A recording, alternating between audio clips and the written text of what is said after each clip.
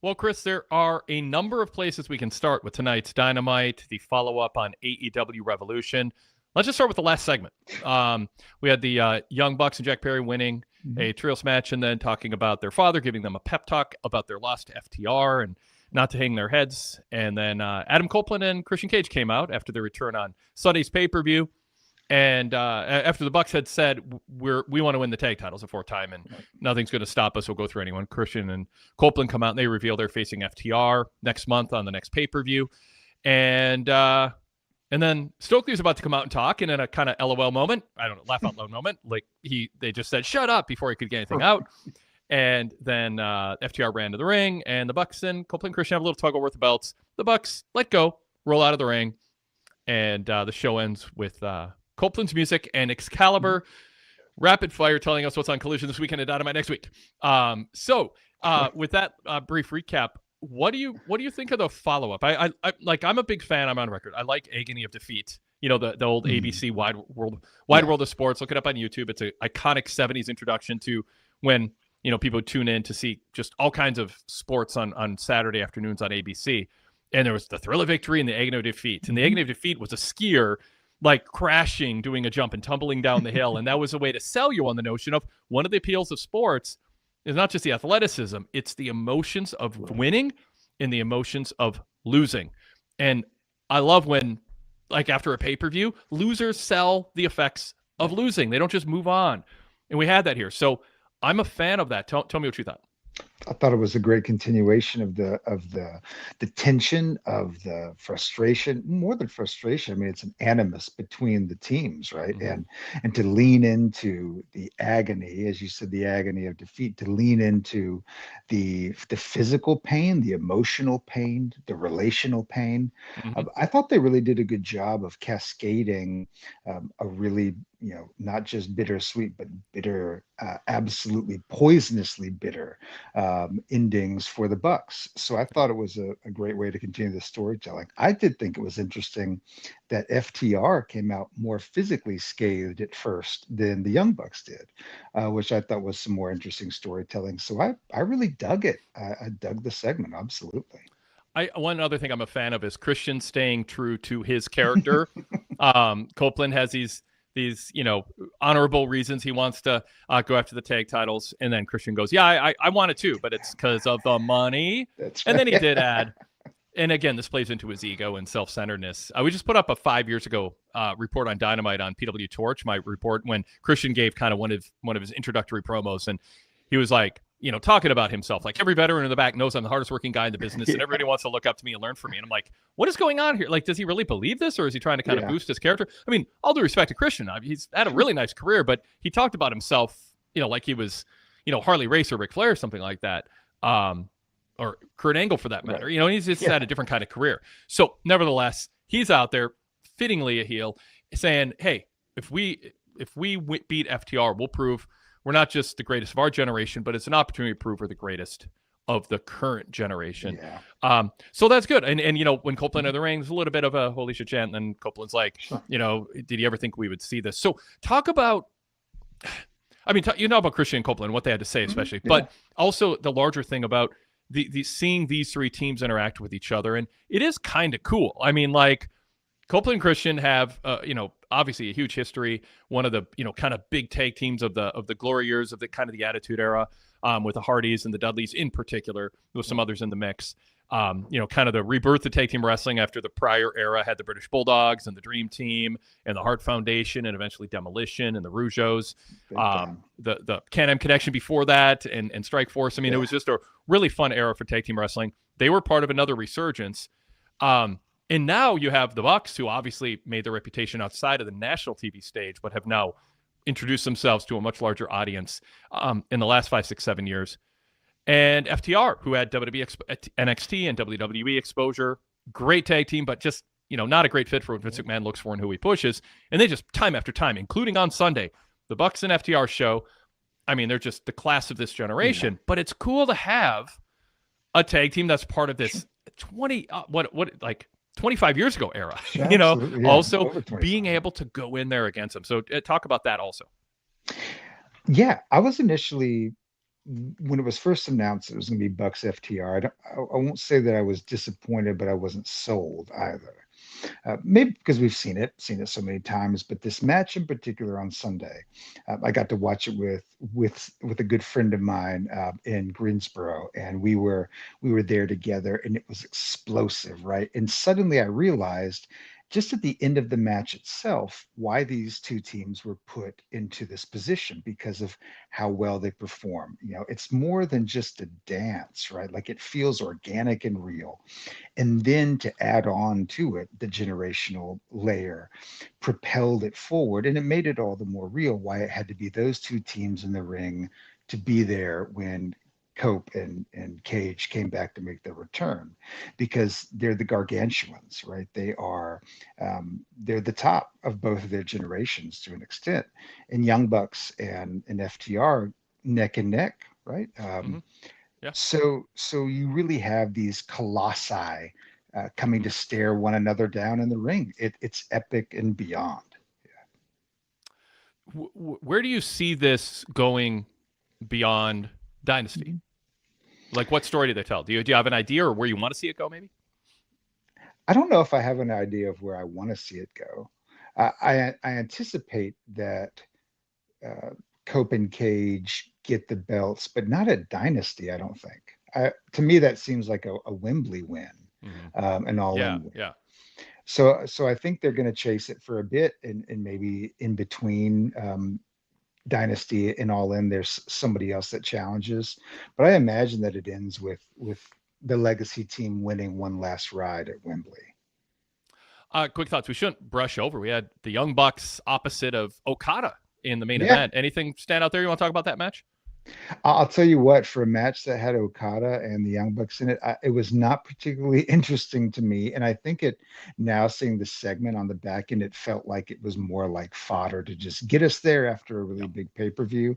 I mean, it was fine, right? It wasn't bad by any stretch of the imagination, but it also didn't particularly excite me. And I found myself more excited by the concluding promo segment, the emotionality of it. The shock of Rocky Romero losing, getting pinned. I mean, like, the shock of that. That was so. I mean, look, my heart. Could you not hear my heart break all the way over North Carolina? Right? Yes. I felt the seismic. So, sometimes you're watching sports now, and sports gambling is so, prevalent that they like put the odds mid-game. Like, oh, will this player score a goal, or will this player, I don't know. I've never seen the foul. Will they foul out? But you can bet on anything. And there should be odds, like a plus minus, on will someone other than Rocky Romero do the job in this trios match, in the 6-man tag match. I can't even imagine the odds for that. Do you think he just laughs at it, like, during the booking process? Like, oh yeah, it's me. Of course. I mean, like, some people have. I mean, I don't know enough to know. I mean, 40 years ago, people would be whining about doing jobs, and there's a few left, who are here and there. But most people they're cast in a live action TV show, and I mean, it's you pin me and pay me, like that's the old saying. But I mean, honestly, it would be. I don't think in today's culture, having boo-boo face over being the designated jobber when you're sharing I mean, I guess he could go, hey, Trent, you want to volunteer every once in a while?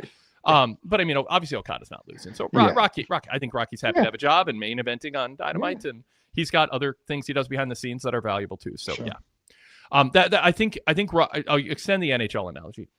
Rocky is the third or fourth line left wing who does not whine about not getting time on the power play or starting minutes. I mean, he just knows, he's a role player. So all right. Well, there was a comment. Oh, I asked you where you think this goes. Zach Barber chimed in, said, I think Copeland and Christian beat FTR in Canada and then drop the belts to the Bucks at All In.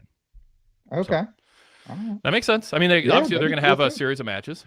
Derek Mitchell, by the way, says, it's no coincidence Copeland, Christian, Ospreay returned as well as Ronda Rousey debuting the same week when All In tickets go on sale this Friday, March 19th. Yeah. It's a big week.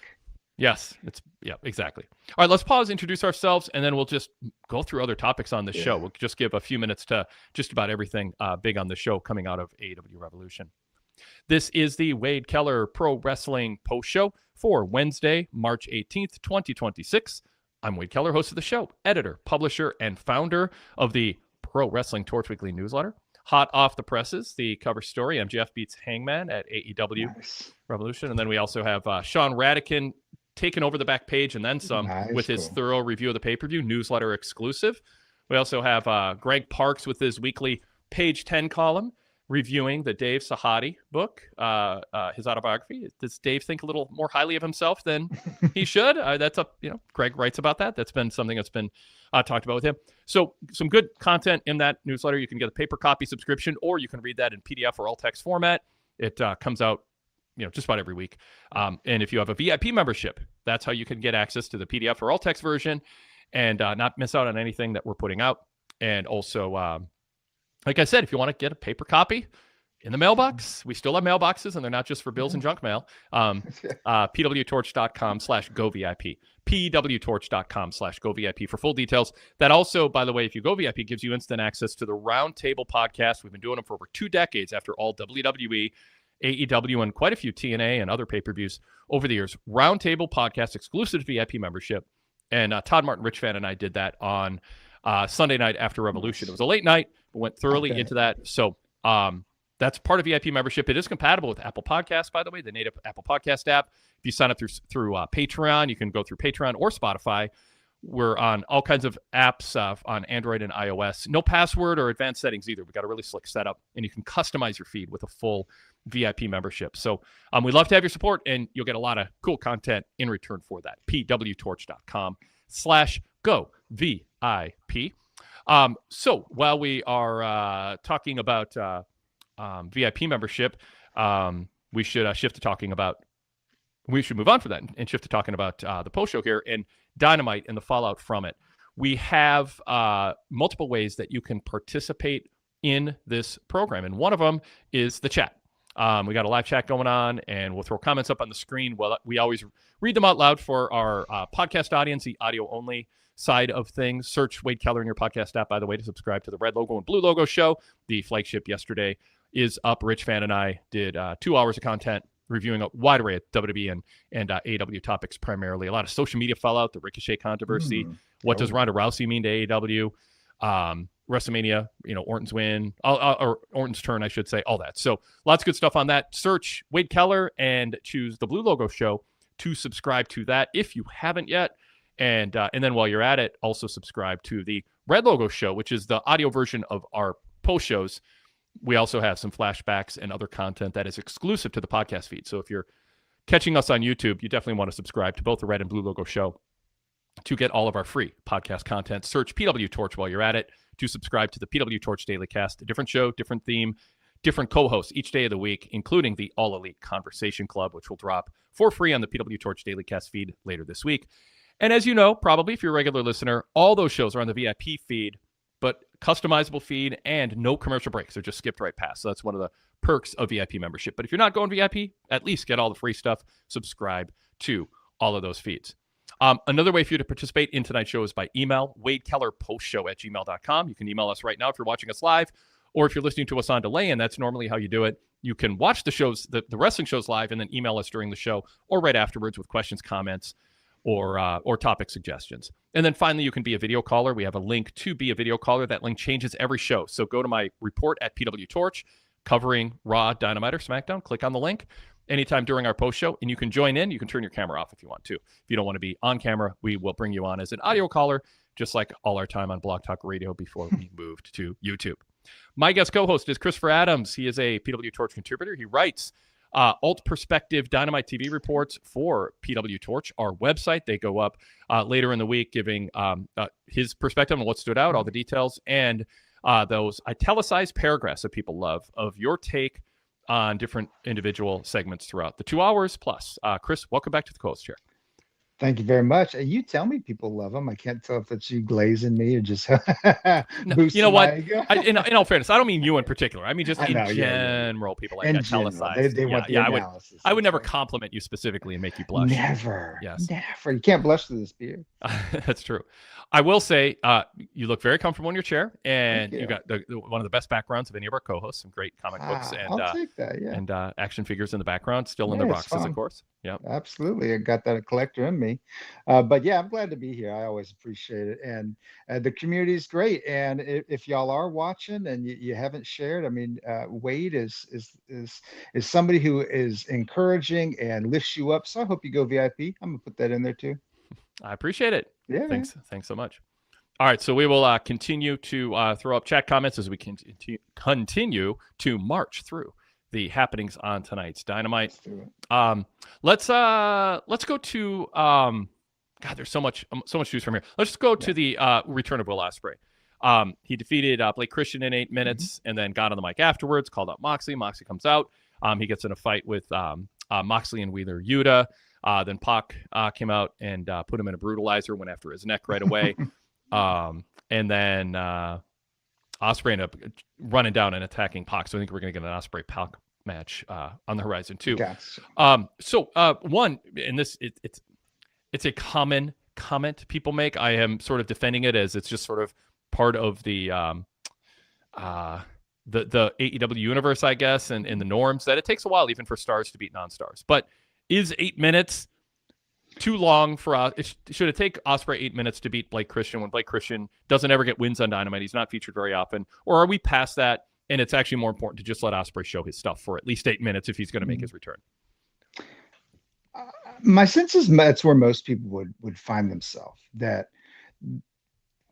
they've given Blake Christian enough time to shine, I think, on some feature matches. He was in the $200,000 match on Dynamite a couple weeks ago.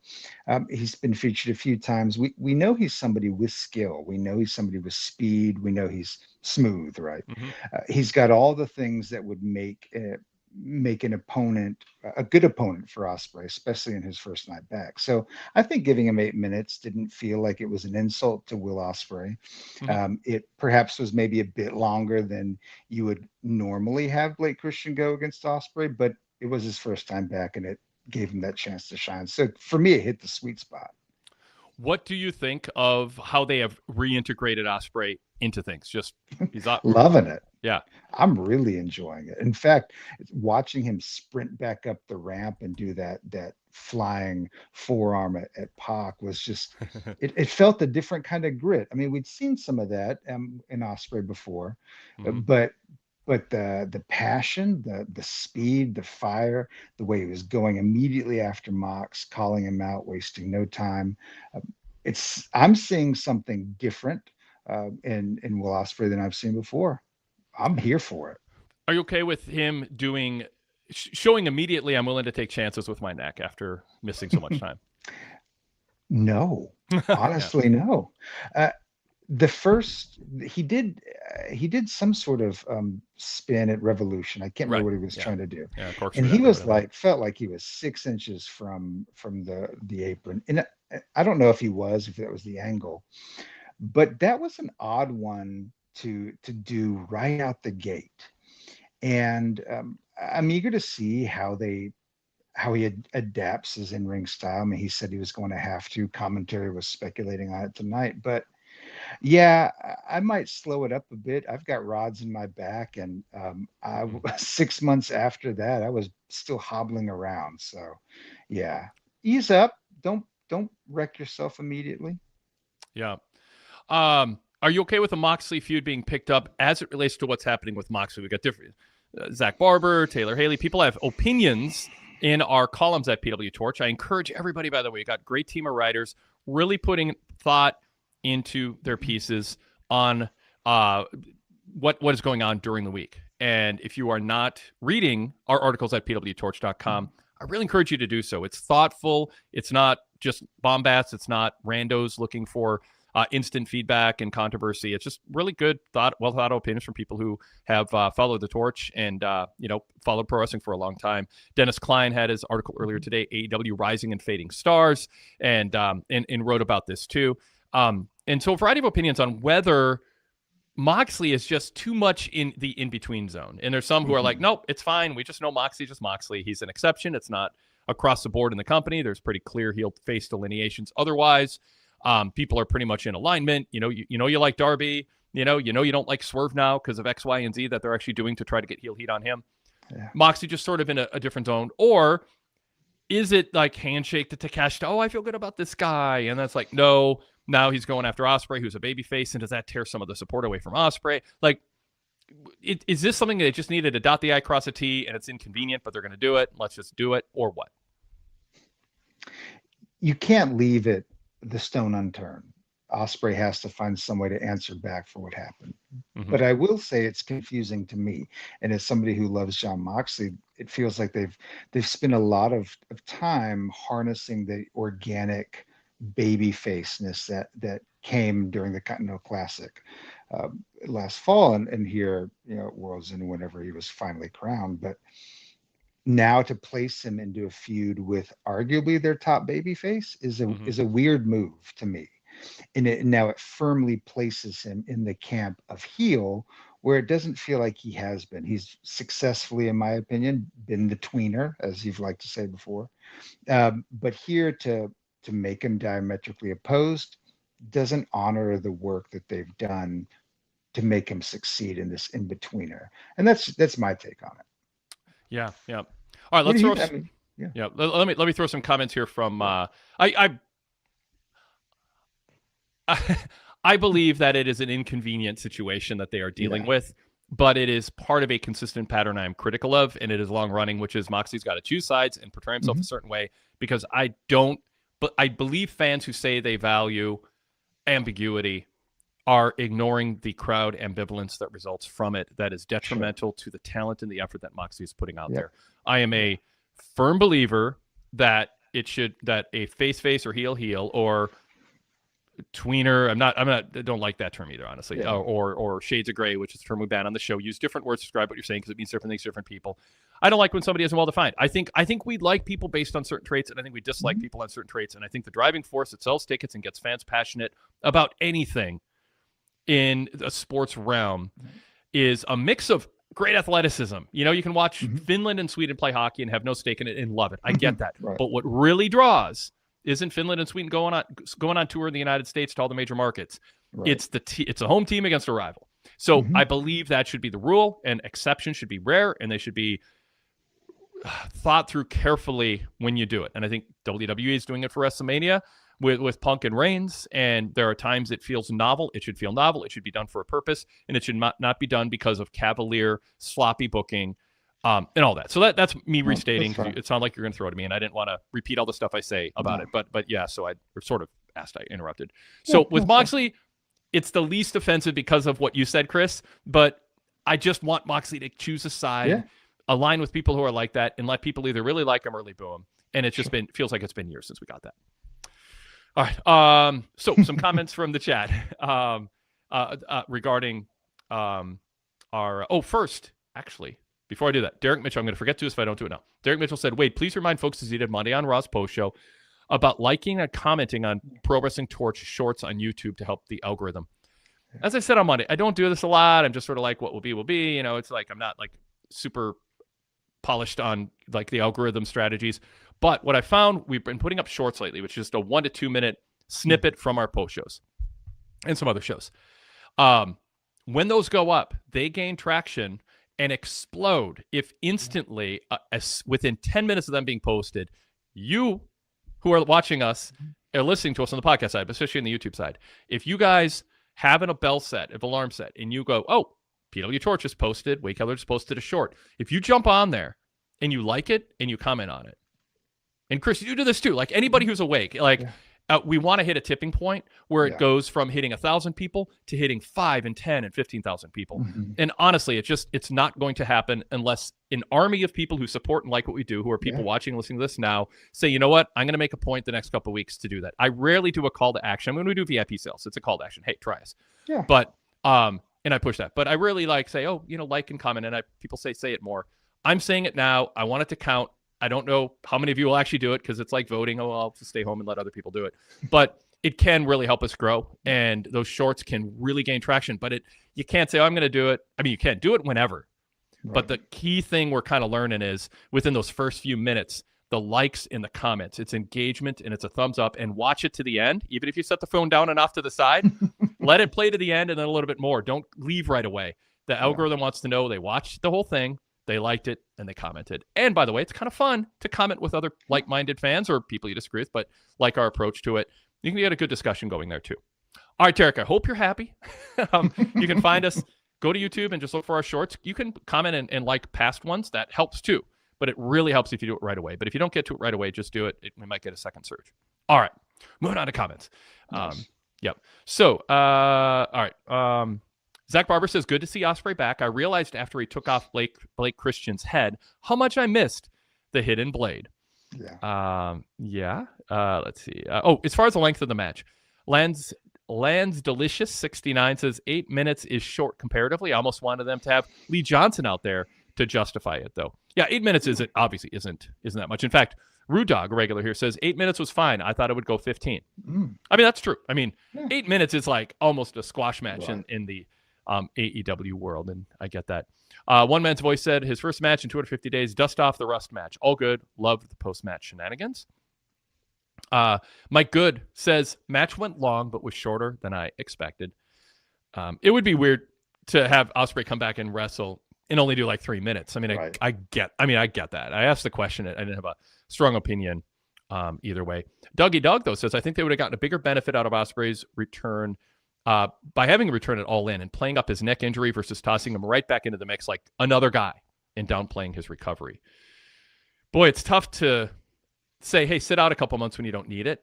Right. You know, I mean, that's the downside, but I get what Mike's saying, or Dougie Doug is saying. I mean, there is value in having him not just become another guy in the mix. But that said, I think they want to sell All In tickets. I think they want to boost in viewership rating. You know, viewership was down last week. I mean, 1 week trends don't matter. And I know ratings been all over the place in terms of how the measurements are going. But I think there's value in getting excitement coming out of a pay-per-view with a bunch of returning stars. Yeah. And, Ronda Rousey gets a certain crowd. It's a little bit polarizing.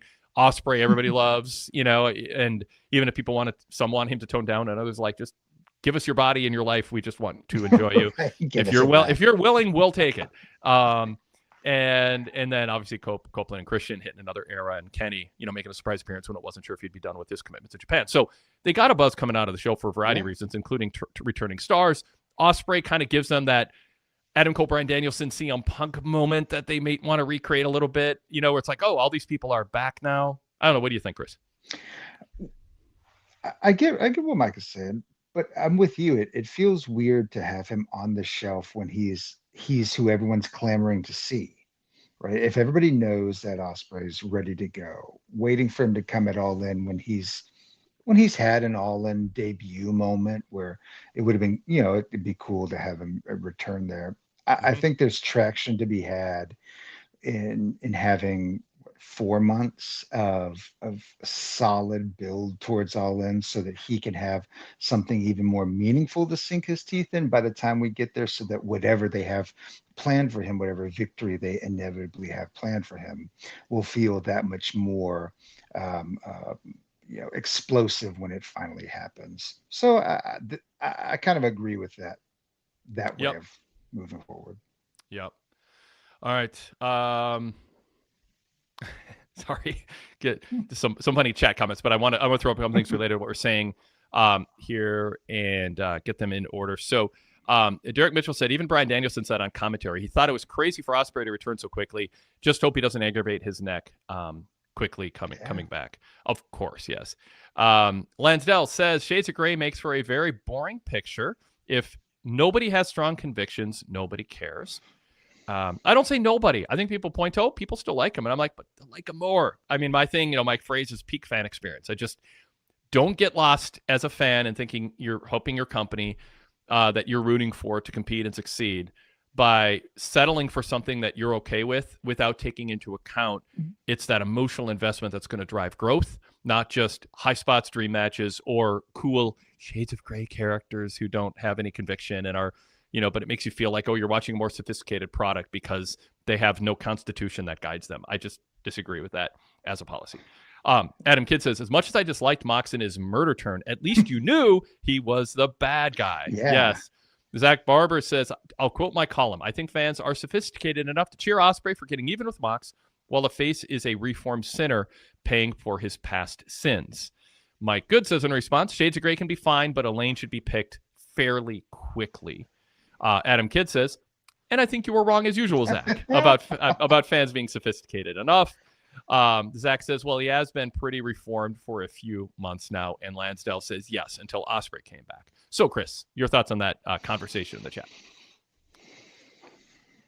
One, it's fun to see people actually having a wrestling match in the comments. Do we need a referee? Two, it's civil and well stated, by the way. Yeah, actually it's nice articulation. Yeah, it's not a no holds barred match, right? Yeah. Yes, there can be a way in which you can highlight the interpersonal dynamics between two faces, for example, in position one as the face and one as the heel within a deeply interpersonal feud. I don't get the sense that that's what they're trying to do, even though that could be a way to go about maintaining Mox as a baby face, with some shades. Mm-hmm. On that note, right, taking a comic book analogy, if you're the sports guy, I'll be the comic book guy.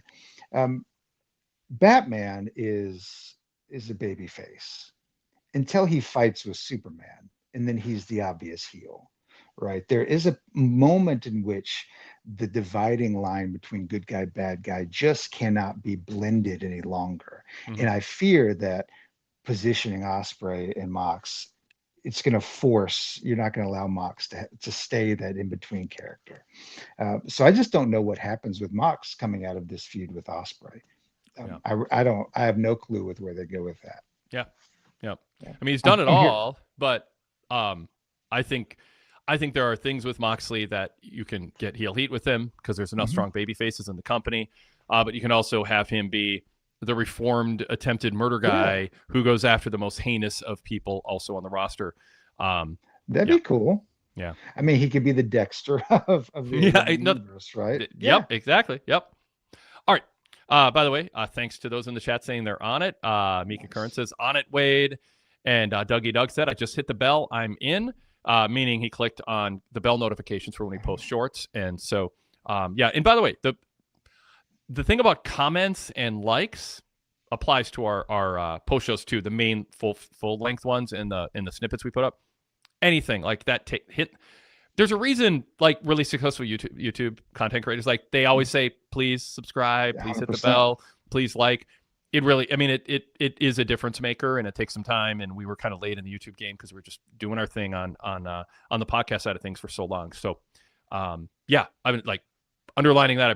I underline my appreciation for you guys taking the time to do that. All right. So let's march to next comment. I think to stay organized, I will go chronologically through the show. We did have Moxley and Wheeler against Ace Austin and Juice Robinson. Anything stand out in that match to you? Other than Juice Robinson screaming?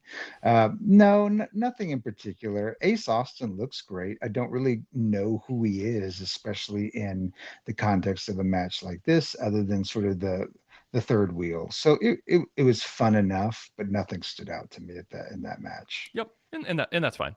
Yeah. All right, then we had the Darby Gabe Kidd vignette, and I was trying to think, what does this remind me of tone-wise? And it was the opening to the old 90s or 2000s Shield show that was on FX with Michael Chiklis. Yes, great series, like kind of the one of the bridges to prestige TV, and it holds up well as a cop show. And it was about a police precinct in Baltimore going after drug dealers, and like really good series, kind of a precursor to Breaking Bad and that type and The Wire. So I like it, and I was like, man, AEW's come a long way because like they used to just point the camera at the ring, and just say, oh yeah, let wrestling tell the story. That was like, I assume Darby had a hand in that. I don't know, but it was good. Gabe Kidd going, I ain't afraid of death. Awesome. I like what they're doing. And so we went from that to Gabe standing backstage and saying, I'm not going to wait till we get in the ring. I'm going to meet me in the parking lot. Darby did in an old beat up car. Darby gets thrown on onto the hood, get beat up. Darby makes a comeback, throws Gabe in the trunk. And then I was typing up, and I swear to God, this is true. As this is going on, I typed up a comment I was going to leave in my report, which is, and then Darby sped off and drove off a cliff, and the car tumbled and exploded, and they both died. like an old 70s TV show. Speaking of, TV shows that happened in, I mean, how many 70s TV network shows ended, with Rockford Files, like every third episode had a car going off the California cliff, and going into explosions and, God, what other, I was thinking Dukes of Hazzard, but that was a little bit different. How about Mr. Toonces from Saturday Night Live? Yeah, really. Yes. So I'm like, all right, let's just type. And as I'm typing it, Darby speeds up, drives over a pile of trash or junk, and the car flips over. And I'm like, oh my God, you can't even satirize this. That was insane. Yeah. So Darby crawls out of the car. And I mean, I didn't rewatch it. I don't know if he drove it or they had a stuntman or what. I don't put anything past Darby, but he crawls out and the car's tipping upside down. And so in the kind of an unintentionally funny moment, the trunk hood just gives out and Gabe just falls out of it to the ground. I mean, memorable. Wow. And so they end up, long story short, or shortening what could be a longer story, might be more honest. They actually make their way to the ring. Darby rolls a knocked out Gabe to the ring. Bryan Danielson points out he could have just thrown him in the coffin. He's knocked out. And then Excalibur Shivani just jumped in, and I think Excalibur said, well, I think it's not about winning, it's about beating him up more. Yeah. And Shivani agreed. So then they fight for a while, and we get, biting each other's foreheads and bleeding. Ultimately, a cool spot. Dovey darted through the ropes and knocked Gabe into the coffin, and the lid fell down for the win. I mean, I could run down more of the details on this. I thought it was a wild and satisfying match for this type of match. Mm-hmm. And Gabe Kidd is great in his role. I do believe it'd be nice if more had been done to build this up so people cared more, because Gabe is a good character to play off of Darby, and to turn this into kind of a buzz-generating TV match with very little build feels like it might be selling short what they were capable of doing. So, Chris, I throw to you for your thoughts. If people have been reading my articles, they'll know that I've been really high up on this lately, especially what I've been calling the Tarantino aspect of it all, which is that seediness. I think you were talking about that grittiness of that vignette before Gabe says, meet me in the parking lot, that capturing of the sort of like nastiness. It has the Crow feel to that early 97 Sting stuff, right? It's really cool, really dark. So I'm here for it. Watching him crash a car, I was wondering myself, oh my God, how did they get a stunt person there that quickly? And then when Gabe Kidd actually dropped out of the trunk, that's when I thought to myself, no, Darby just drove it some trash and hoped for the best. That felt incredibly risky. I'm assuming maybe they padded the trunk for Gabe Kidd, but to see his lifeless body, I could hear him going, I don't need no padding. Right. Yeah. I don't need no padding, bruv. Right. Yeah. I could hear that. Absolutely. So to see him carted in this, whatever equipment case that was, a rolling crate. There, yeah. A rolling crate. Yeah. But I mean, it was an equipment case. Yeah. Backstage near the pallets, was a cool moment because, as Tony said, Darby just wanted to beat his ass, right? It wasn't just about the victory. It was about the vengeance of it all. Mm-hmm. The biting of his face, the spitting of his flesh. They're playing up not just Gabe Kidd's sort of psycho mental illnesses, as Brian just said, but Darby's as well.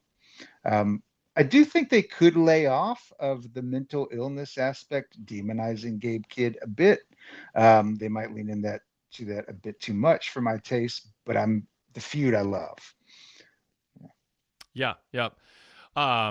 Derek Mitchell says, I think there was one too many violent spots tonight with the car flip with Gabe and Darby, and then Mina knocking up Marina with a champagne bottle. We'll get into that match later. I know we got a couple super chats we're getting to, but we'll get to them for sure, but they're pertinent to full discussions we're going to have on the topics you bring up, so we'll wait on that.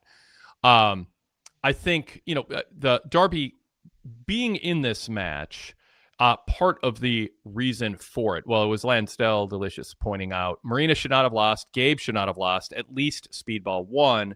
Zach Barber said, agree, but at least Darby winning was so he could call out MJF. Yeah.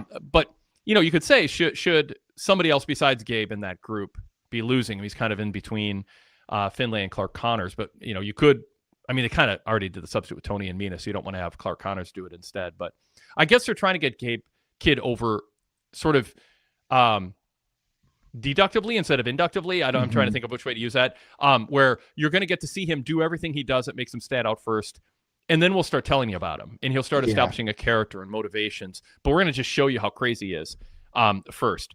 So I think that's kind of, the motivation, and it's fine to approach things a little bit differently. But you lose something in the meantime, but hopefully they get there sort of quick now. I hope so too. Yeah. So as far as the match goes, was it too much? Like, I'll throw Zach Barber's chat up. I didn't hate the parking lot stuff. The problem was this was in the context of the match, so the fans once again had to watch the screen, and it hurt the match tremendously. I'll push back on that aspect of the criticism a little bit. I was worried, and I was thinking, fans who paid to see this match are going to be bummed out. Yeah, they got to see a car flip over, for better or for worse. That's kind of stuff like Darby and Gabe like to do. They got to see it on a big screen, relatively big screen. And then the majority of it was in the ring. They brought it to the ring. I give them,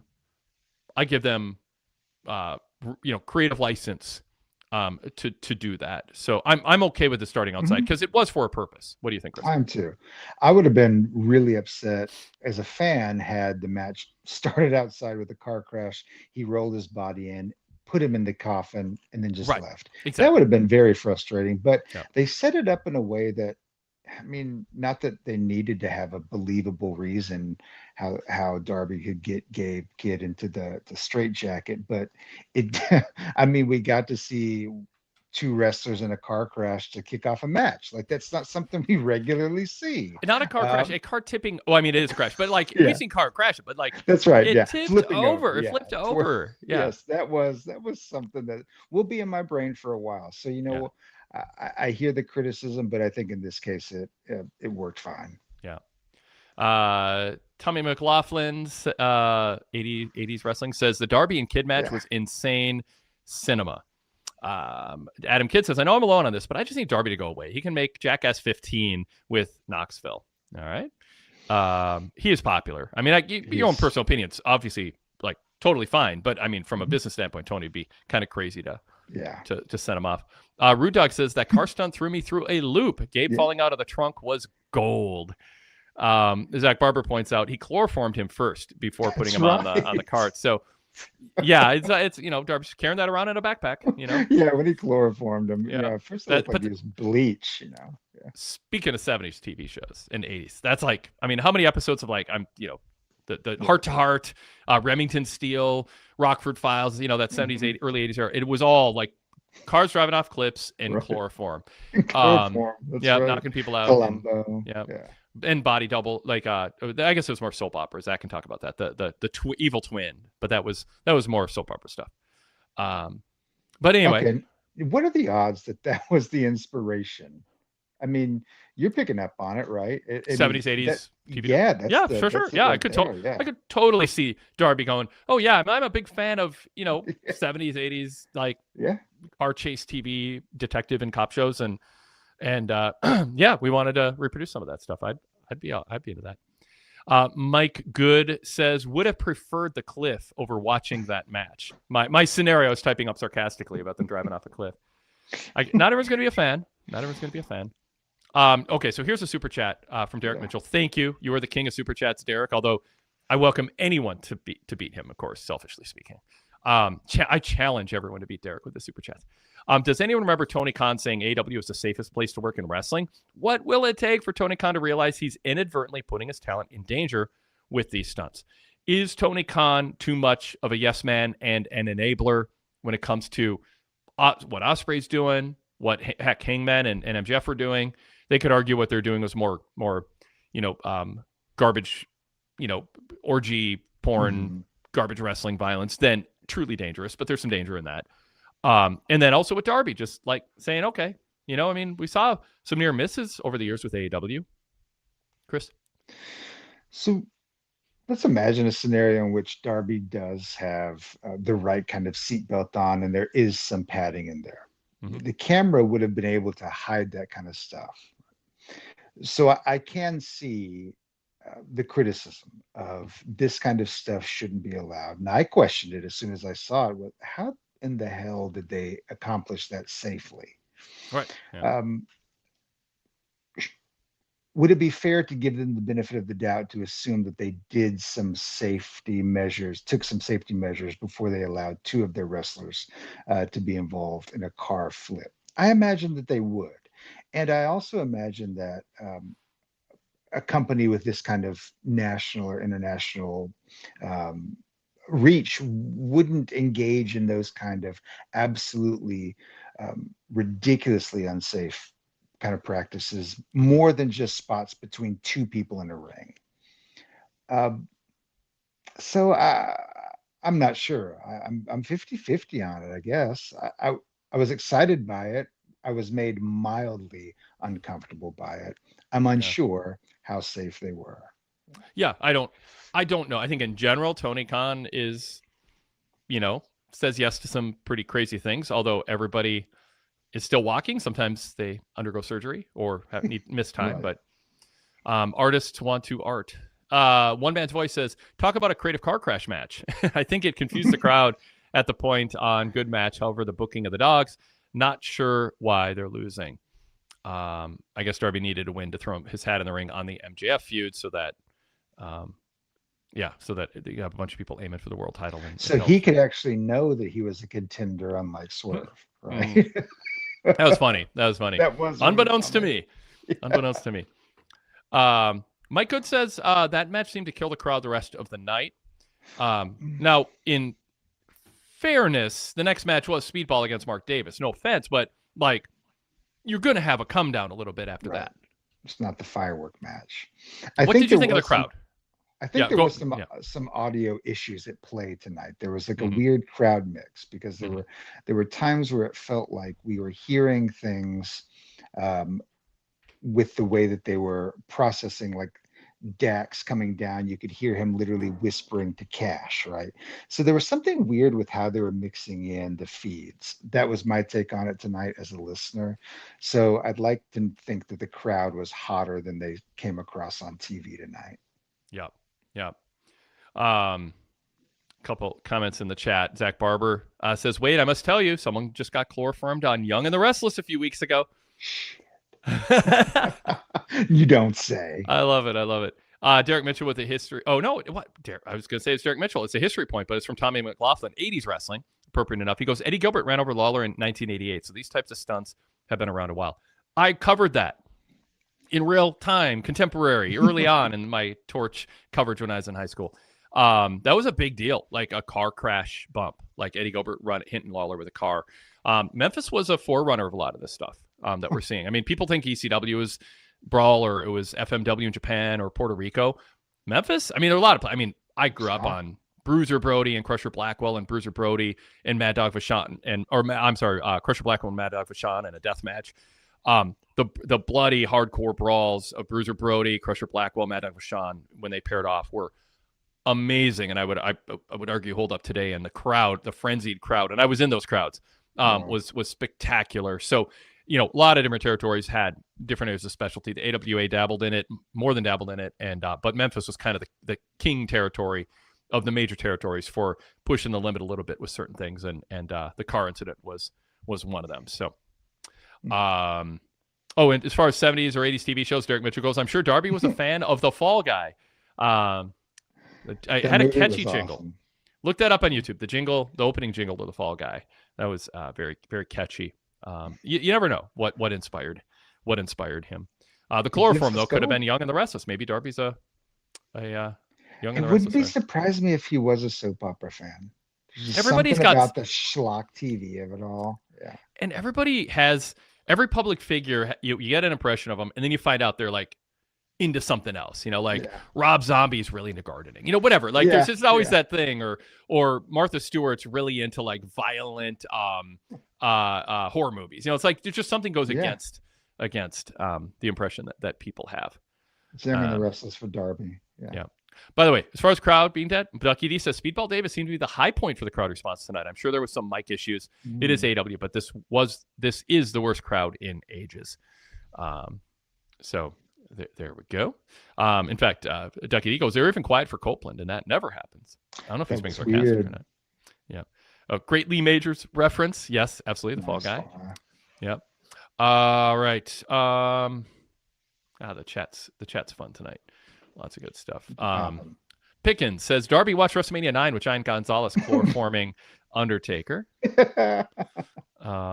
Derek Mitchell says, not going to lie, that Eddie Gilbert run over Lawler with a car was pretty cool back in 88.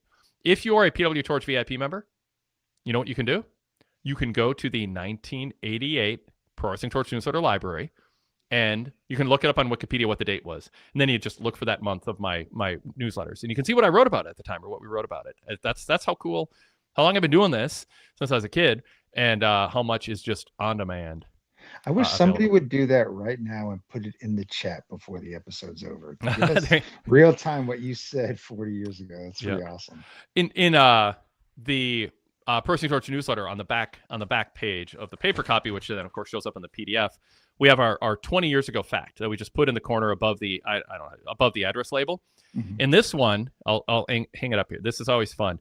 1 week after criticizing WWE's usage of Eddie Guerrero's memory in storylines, especially viewed with Randy Orton and Rey Mysterio, Mick Foley spoke out.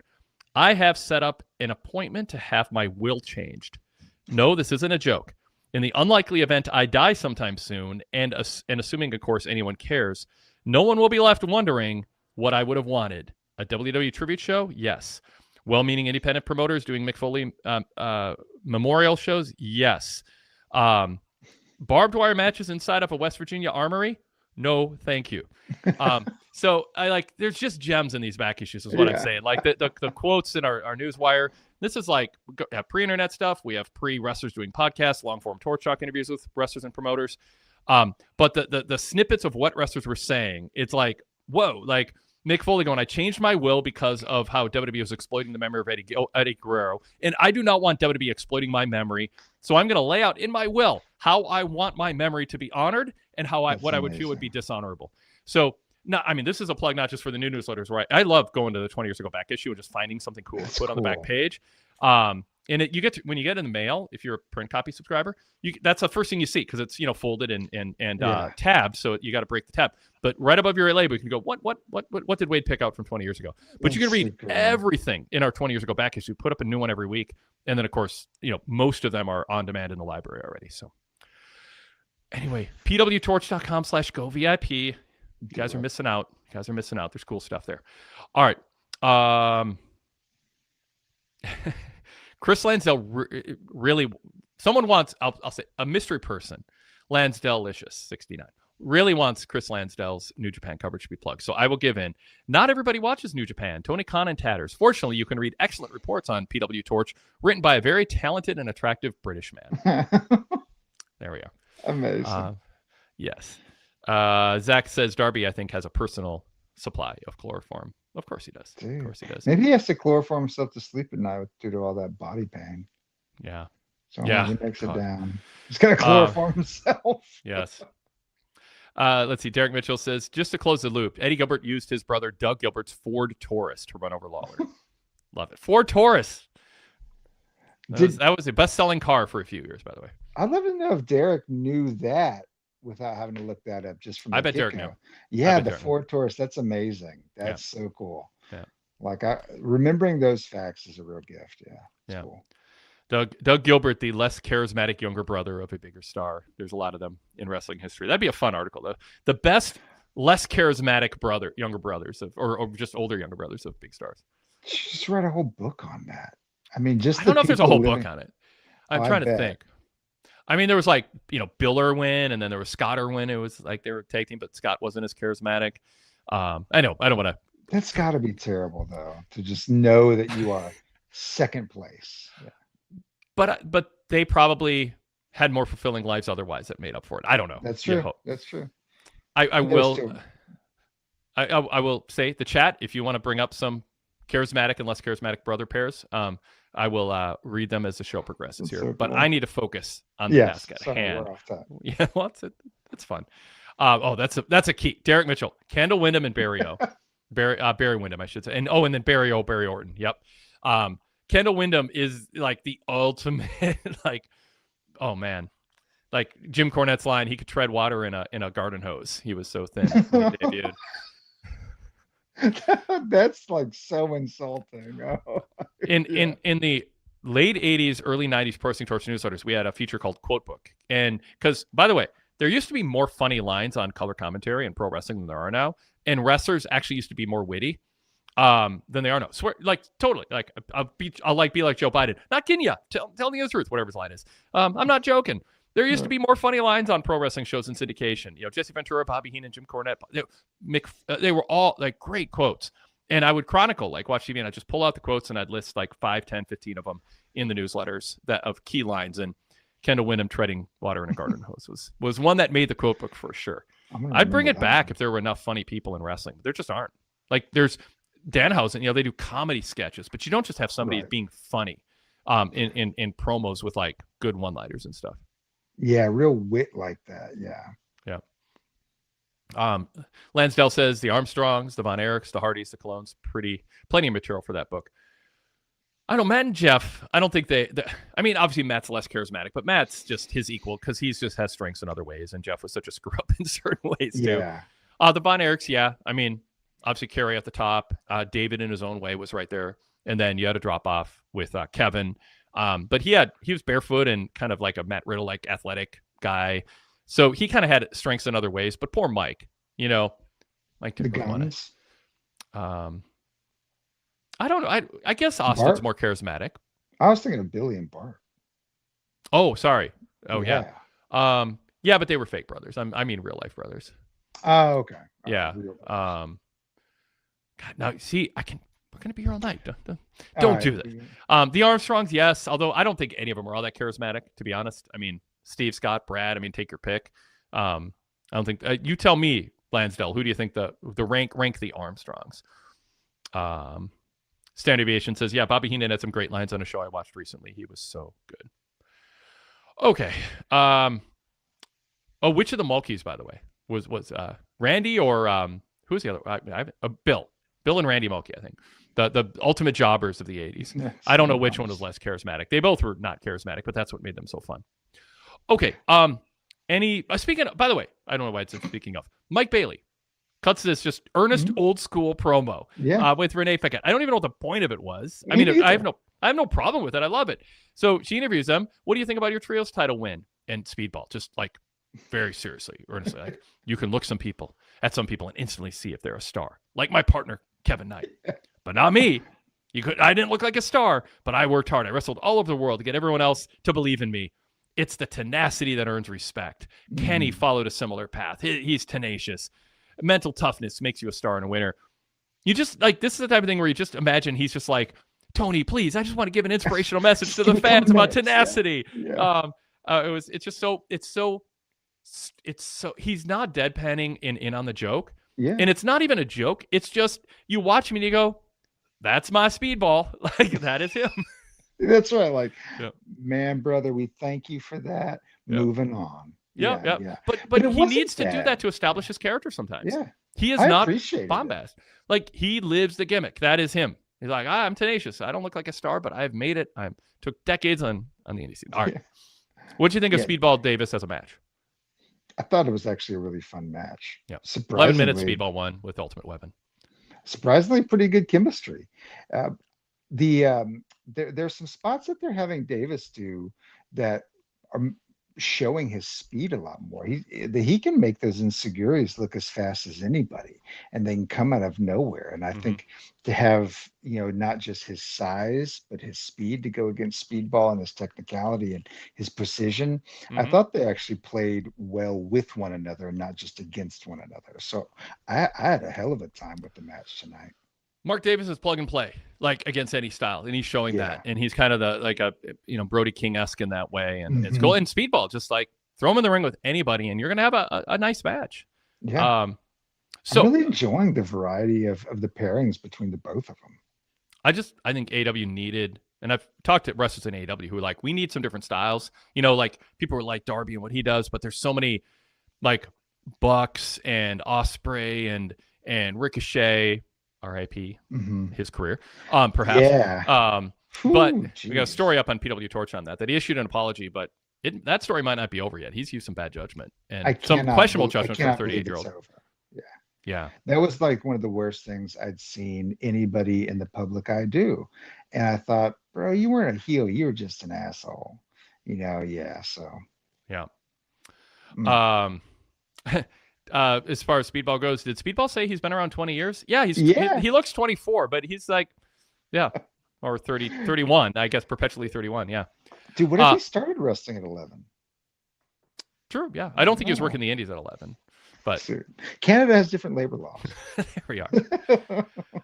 Ducky D says, I love Speedball, but he's given the same energy Wade lays at the feet of Willow, in my opinion. I'm surprised he's so over with Wade.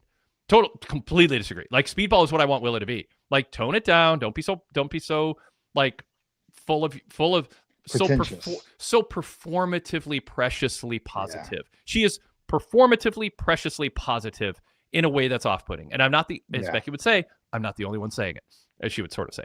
Paraphrase Becky. Others say it. I don't know if Sports Illustrated said it, but others have said it too. It just, I mean, I had my son watch him. He's like 16. He's like, what's with her? Like, and he doesn't watch wrestling. Like, there's just something that's just too saccharine about, like, hey, look at me and how positive I am. It's like, just be positive. Speedball is this genuinely kind of low-key, earnest, positive guy. Mm-hmm. And Willow is saying, that's a gimmick. Let me perform it and turn it up to 10. And that's I've seen her not do that and be great. So that's the point. It's just, it's like Jimmy Hart in the 90s. It's like, turn it up, turn it up, turn it up. He'd always say when he produced promos for WCW, go more. And it just turned into a cartoon. She's the embodiment of that, of the going too far with taking your trait and just amplifying it till it's so bright it just hurts your eyes. And that's my issue with her. Mm-hmm. Yeah, she had a match with Persephone recently, and I think in their like pre-match promo, it was like she was legitimately wishing her good luck, and you thought, no, in no way should you be genuinely interested in your opponent having good luck. That's fake. But that's her gimmick. Yeah. Derek says Willow equals Magic Johnson. I mean, I get where he's coming from there. Yeah. Zach Barber says Speedball landed a couple real nice kicks that lit Davis up. Yeah. And San Francisco Niners fan says, is it me or are Speedball's promos improving? We have super chat from Derek, the king of super chats. Someone unseat him. No, Derek, you're great. It would have been nice if Speedball would have briefly talked about his former trios champion Hangman Page instead of glazing Kenny Omega, but clearly they didn't want to acknowledge Hangman Page. That's interesting. Yeah, they did very little on Hangman tonight. Talk about that, by the way. Should Speedball have talked about Hangman more as partner, or is the Kenny Omega thing make sense just because Kenny's on a path to number one contendership? Potentially, that's the story, and he identifies more with him than Hangman, who didn't toil on the indies, so to speak, in the way that he did. How often has Speedball identified with Kenny before tonight in any kind of promo or any kind of backstage segment? Yeah. So that felt odd to me to sort of all of a sudden lift him up as his totem when the other elite was just lost.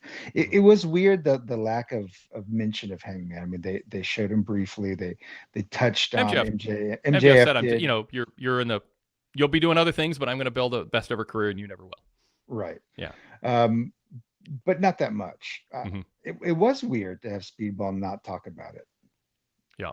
But again, Canadians, they run in packs, I guess. It's just, maybe it's someone, from that he looked up to that he wanted to follow in his footsteps. I see it that way. Yeah. Okay, so we covered that. I want to be sure we give Super Chats all the attention that they earn and pay for. Okay, so as far as Speedball's age goes, he's 35, so I guess it's plausible. So I mean, Sean Waltman started off at 14 or 15. I met him at a Minnesota Indie show when I was 16 and he was 15. So cool. I'm pretty sure that matches up age wise. So yeah, I mean, sometimes wrestlers work under age, technically. As far as Mark Davis goes, One Man's Voice says, I've been saying this, Mark Davis is so underrated. Him and Doyle had something nice for a minute. Now we see Davis wanting the TV spot to continue. Yeah, as I was saying, different styles make everybody else stand out more. And that was the issue with Ricochet coming to AEW. I made the case, he obviously before this controversy, people are like, hey, he's got something on the mic and you can kind of see like this can work. He's finding a lane to be in that's his. But the idea was in WWE, his style stood out. And in AEW, he's just another guy doing all these moves. I mean, Kevin Knight is going to be better than Ricochet right now at those moves. And Ricochet, and not by much, but like just younger and more spring in his legs. So, yes. What was my point in that? I don't even know. But we're just talking about how Mark Davis is now standing out. oh, that's right. Yeah. So styles, yeah. yes, and it makes everybody else who wrestles a different style stand out more when it's not the third or fourth match in a row with people doing similar style moves, and that's where Brody King and Mark Davis, in particular, at this moment, stand out. All right. Let's see. Zach Barber goes, now I actually understand what you mean with Willow, Wade. See, I knew I just needed to talk more about it to get people to understand. Yeah. I had to refine my case. It's refining. It's not browbeating. Yeah. She's preciously performatively positive. Was that my copyright Paul Heyman line? I like this. Speedball, Standard Deviation says, Speedball's promo is a type of baseline promo that more wrestlers should focus on. Totally agree. And in fact, we kind of, like, we didn't get it from Gabe Kidd, but, like, it's sort of built in, like, you just kind of understand Gabe Kidd through a promo, and his facial expression, and that can serve you. Yeah. All right. Oh, good. Yeah.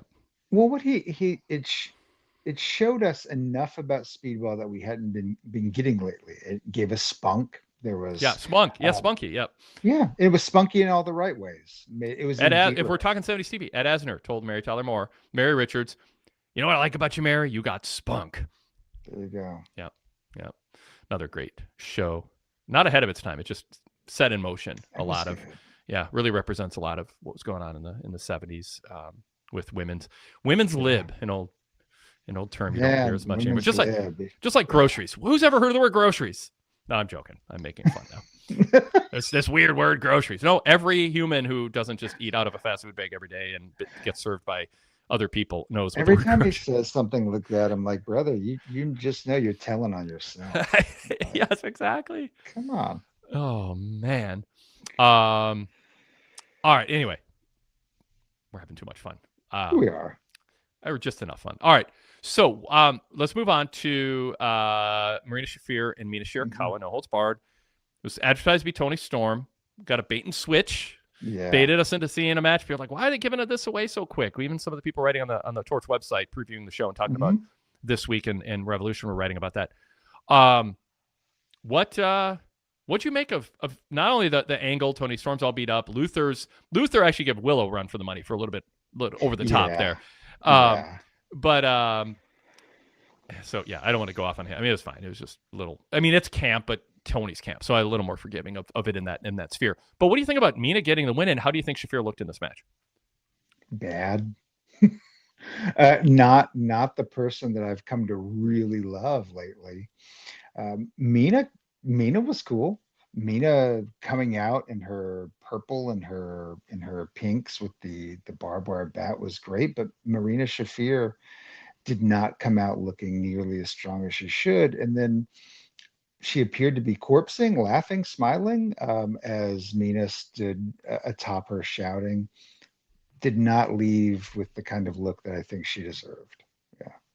Yeah. I'm interested in what the follow-up is to all of this. I enjoyed Tony Schiavone. He's like, at the end of the match, he's like, I think someone else besides Shafir attacked Toni Storm. Yeah. Like, because, they showed the angle, and Excalibur goes, Shafir was evasive. She didn't accept responsibility, but she didn't deny it. Oh, we don't know. But Shafir's language, kind of, her promo just said, if Tony wanted to suffer the same fate, she made the right choice. It was a little bit confusing kind of in context. I mean, I got what she was saying, but it was a little confusing in the syntax is what I'm looking for. Right. I guess of how she said it. But Shivani's like, who could possibly guess who this other person could be who attacked Toni Storm? I mean, like, let people speculate on a list of 20 names. It's like, it's Ronda Rousey. Come on. Right. Yeah, definitely not her partner who showed up out of nowhere. Like, Shivani should have said, I think it was someone other than Shafir, and I think a lot of people know who I have in mind. Like, you're not stealing any, you're protecting your credibility by saying that. So Zach Barber says, I liked Marina only using her hands and feet for most of the match as opposed to weapons. Okay, that's cool. And Tommy McLaughlin, 80s Wrestling, says Mina definitely showed up and showed out. All right. You were going to say, Chris? Yeah. I can appreciate the hands and feet of it all.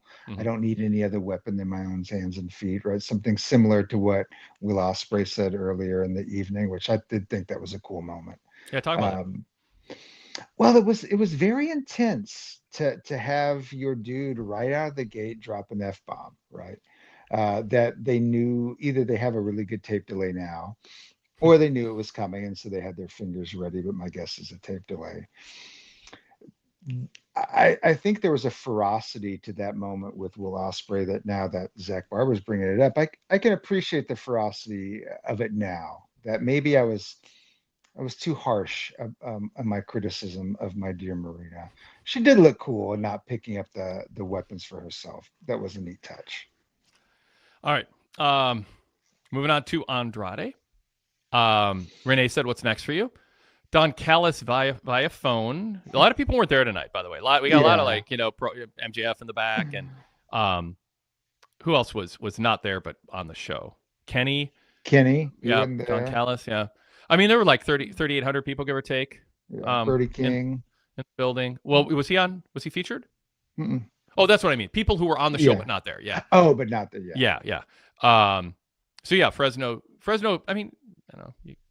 It's not the fault of the 3,800 people who paid money to be there, but you got to know. I mean, actually, that's pretty typical AEW Dynamite crowd. But you're going to see more stars at a pay-per-view. You just are. Yeah. We'll see how St. Paul goes next week. My point in this is, okay, so Don Callis on the phone asked Andrade to accept a large sum of money in a briefcase. He was being presented. And Andrade said, "Are you telling me we are working with MJF? Did I," and I say this genuinely, not like the normal way this is phrased, "did I miss something? Was it clear inherently or through some wording I missed that that Andrade should have drawn the conclusion that the money was to pay him to work on behalf of MJF?" No, only insofar as we've seen Jonathan working with MJF earlier, a month ago, right? In his program with Brody King. That was the only thing that made me think of, oh, that's a quick association. So I'm with you. There was nothing that was said. Yeah. So it just could have been a scripting error and they didn't catch it, or they just thought, well, let's not refilm it. That might have been take 7, and Andrade just kept forgetting. I could imagine some outtakes. Right, sorry, like, fine. That again. Yeah. The audience will figure it out. Yeah. So Callis said, yes, we're doing business, but he understands the conflict since Andrade has his eye on MJF's title. Callis admitted that, but told him to trust him, and Andrade said, "Okay, Don, thank you."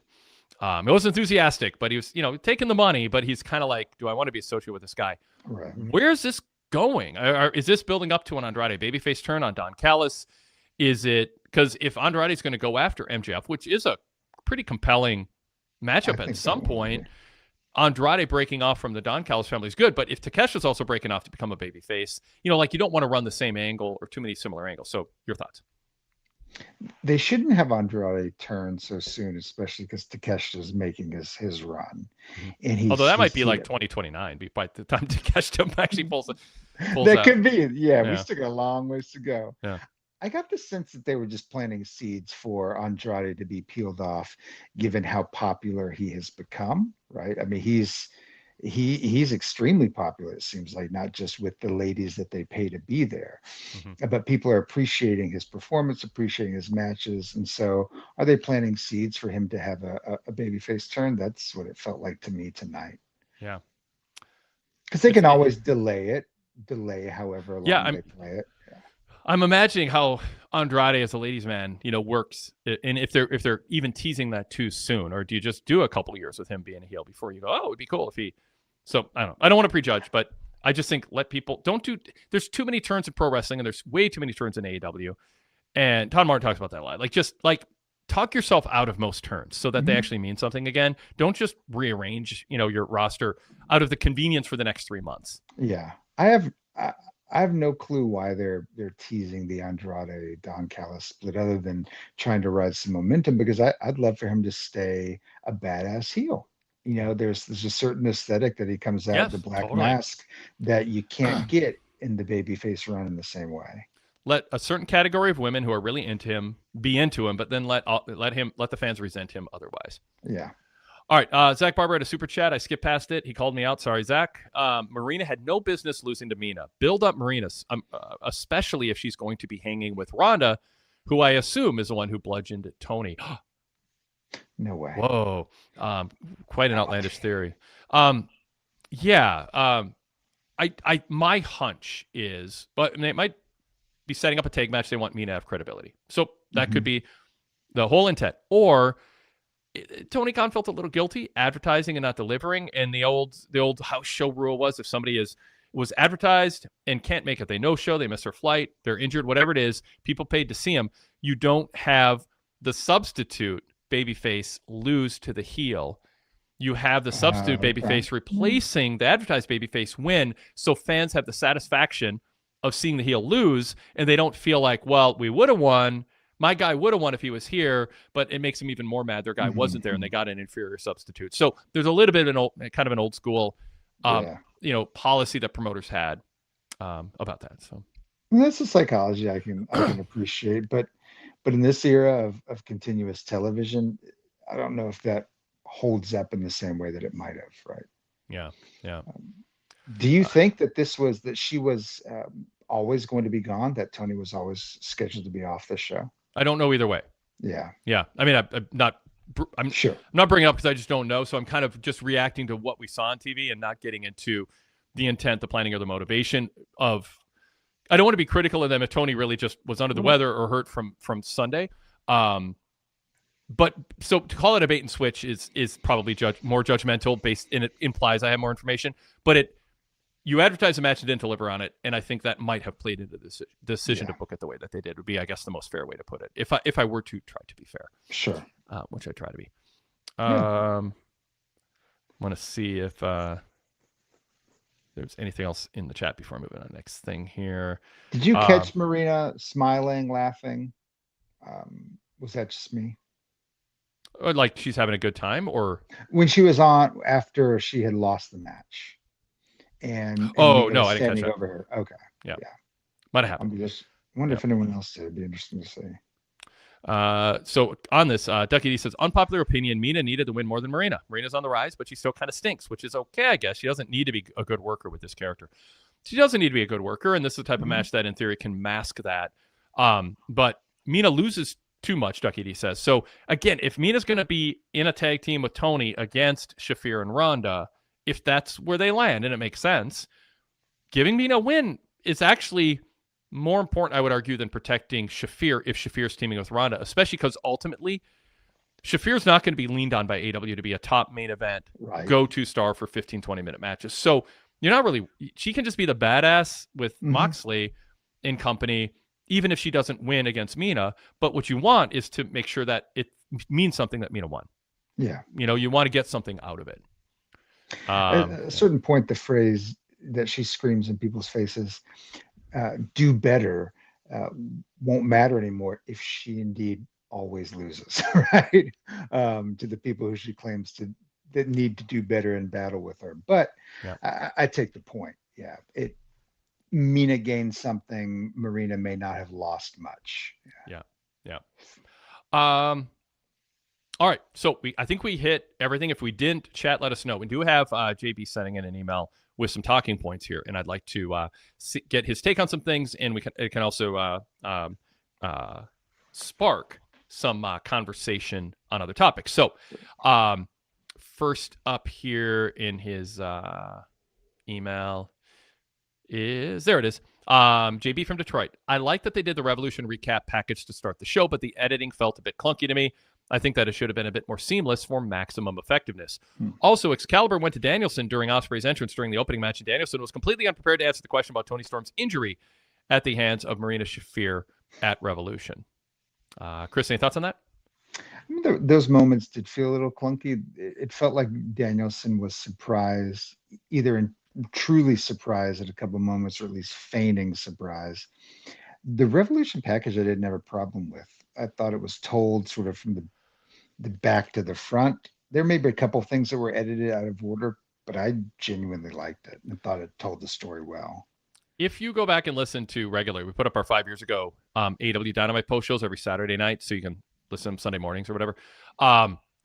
They are checking boxes of things, Chris, that we preached about on this show that I did and most of our co-hosts, because it felt like the right thing to do.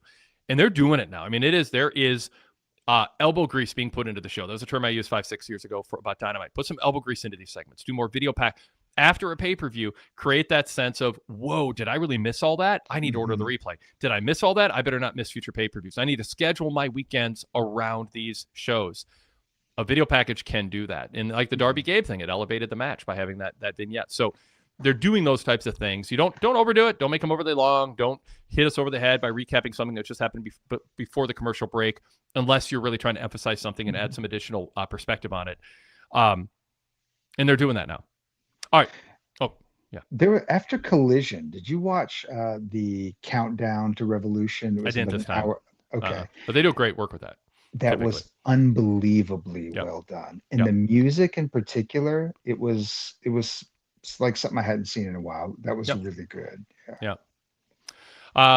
That's kind of what was frustrating over the years is their best elbow grease, their best production work was on a show so few people watched. And it was like, it's okay to sprinkle that stuff in to these live Dynamites. You know, I know you want to have a great in-person fan experience, but part of a great in-person fan experience is people being into the characters in the matches by emphasizing and amplifying the things that count the most and featuring talent in ways that's different than a ring entrance and a bunch of moves and bumps in the ring. And that you have at your disposal all this creativity with production techniques, and that makes people care more about the other stuff. And Tony got, I think, whether it's budget or just didn't cross his mind, it wasn't important to him as a fan, because as I say, Tony Khan promotes and books to the 14 to 24-year-old Tony Khan at the peak of his fandom, when it was just consumed his life. So if that stuff wasn't important to him, then he doesn't do it. But I think it's smart to do, and it pays off, but do it within reason. All right, number 2, a high-quality opener between Will Ospreay and Blake Christian. I'm okay with the length of the match in this case, because if the storyline of Ospreay being rusty, it's the storyline of Ospreay being rusty upon his return. I'm glad Ospreay had said that he intends to modify his in-ring style upon his return to lessen the odds of future injury. I mean, I don't want to dog on Blake Christian too much. 8 minutes isn't overly long. I think people in the chat made a good point that, it's a good compromise. If it had gone 10, 12, 14 minutes, I think it'd be more open to criticism. The Bang Bang Gang potentially being Ospreay's backup is an interesting thought. I'm wondering if this is leading to the return of Jay White when Ospreay is finished with Mox. Any thoughts on that, Chris? I hadn't thought about Jay White. He's honestly been out of sight, out of mind. That could be an interesting bit of business. Did they have much?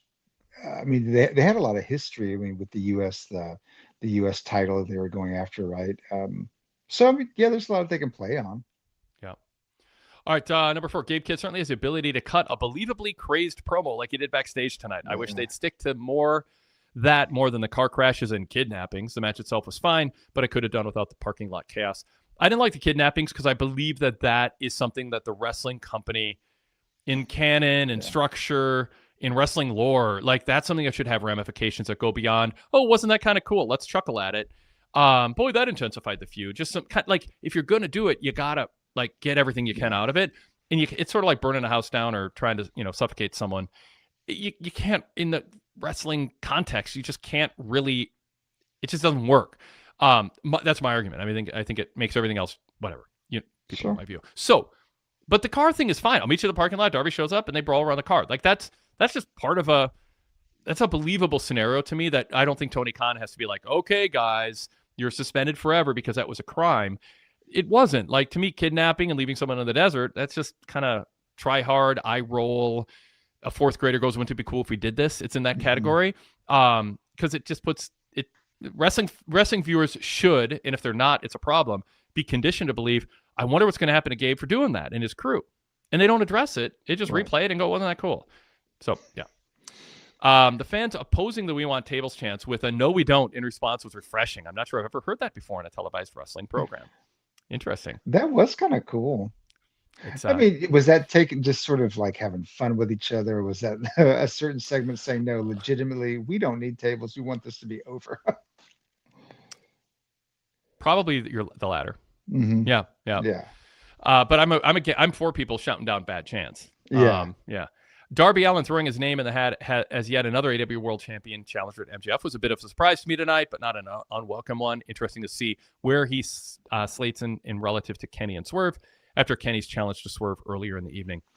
I like having a bunch of people want the world title. I was thinking during the match, is Darby out of the world title picture, just doing his stunt wrestling with Gabe and the dogs now, or is he going to still be in the world title picture? And he answered my question. I mean, so far when people throw that out, it usually has a storyline reason. Yeah, but I was looking for it too, especially since they hadn't picked it back up after his Everest climb. By the way, Derek Mitchell points out, you don't want to do a kidnapping when Nancy Guthrie's disappearance has been in the news for weeks. Yeah, you want to be cognizant of, like, there was a terrible hurricane, and then Hurricane Helms came out on Raw or SmackDown that week, and it was like, a hurricane's coming through. And it's like, no, not this week. Right. You know, like, a bunch of My people are dead, God. and you know, electricity. It's just, so you should be cognizant of current events. So thank you, Derek, for that. Standard Deviation says, I'm cold on Darby and not sure if the crowd will be with him if he's against MJF at Dynasty. Standard Deviation said, I would say Darby had his jump the shark moment, but maybe it was more of a lost in the desert moment. I think he can get away with a lot, you know, because, I mean, I don't think Darby has jumped the shark, but I think AEW in the narrative structure should own what happens in a consistent way throughout the show, and not have moments that you don't want moments that just feel like a fourth grader said, wouldn't it be cool if we did this? I just stay away from that stuff. Like, own it, make it work within context. This week worked. It doesn't have to be your style, but like, my criticism doesn't apply to what they did in the parking lot, like it did to a felony, you know, that can lead to death. And I'm against felonies that can lead to death or attempted murder. And again, you say, oh, we left him in the desert, but he got his cell phone out and called for help or whatever. I mean, but it's still like, what's the point if you're not going to actually explain what the ramifications are and follow up? All right. Sorry, Tommy McLaughlin. I'm laughing at this. Darby jumping an actual shark. Literally, that's going to be jumping the shark on a skateboard, though, right? It's got to be on with his skateboard. Yeah. All right. The Jurassic Express vignette, we haven't talked about that, was both fun and wholesome. This is JB's email still, everybody. That was cool. A rare AEW segment focused entirely on getting across a personality of the characters in Jack Perry and Luchasaurus. The integration of the Young Bucks worked as well. I enjoyed that. Was a squirrel AI, or does Jack Perry just have a squirrel in his yard that jumps on his arm and grabs a walnut? I didn't think that it was AI. So he has a squirrel that jumps on his arm and takes one. I mean, it seemed real to me, but I'm suspicious of every animal video now. It's unfortunately. I've known people to have pet squirrels, so yeah. It's not outside the realm of possibility. Yeah. People who didn't see this are like, what is he talking about? Yeah, they're like, what the actual hell? Yeah. And it felt a lot like Indiana Jones, just sort of like the red line going up, you know, like Indiana Jones used to have to do. So I had a lot of fun with that vignette. By the way, Shark Week is coming up. Standard Deviation says, so we can have a Darby jump of the shark moment. Ducky D says, do you see the Darby bungee jump video from before the pay-per-view? I legitimately think there's no slowing him down. He's got a death wish. I still think about the bungee jump off a building, and they measured each floor, like it's a 16-story building or something, and they measured everything, and they're like, all right, each floor is 14 feet, so let's do the math. We'll cut 10 feet off of it. They'll come close to the ground, and they did not calculate for there being no floor 13. What? Yeah, Where and was they this? I don't know. Years ago I heard the story. God. So there's some context to it, but like that made me scared of bungee jumps, like that. And then you just hear stories of like kids who are teenagers were like given a training course on how to do these. Like some couple I read on like some email alert I got like died because they snap you in and hope for the best. Yeah. Ducky D goes, that's the craziest stunt I've seen him do. Yeah. But yeah, if you're jumping off a building, ask them if they accounted for the fact that a lot of buildings skip floor 13 and they need to redo their math. All right. Yeah, Dress Express vignette's fun. We've come a long way from Jack Perry being the unlikable villain. Okay, Standard Deviation says, I enjoy Darby's line, I won't stop until I see God or the title. It could be interpreted in a couple of ways. Yeah, for sure. Tommy says, yeah, Darby have been right at home in ECW. Okay, back to JB's email. Swerve's doing a great job being a smarmy, unlikable heel after getting off to a rocky start this week. Yeah, we didn't talk about that yet. How did I skip past that? That's why I read these emails.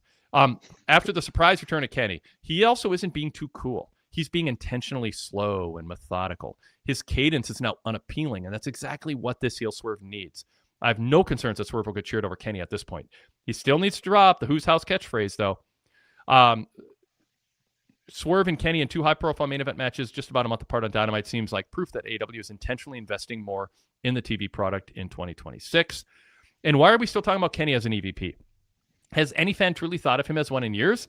I think that Swerve adding him, taking Kenny's EVP status as a stipulation means almost nothing to just about everyone.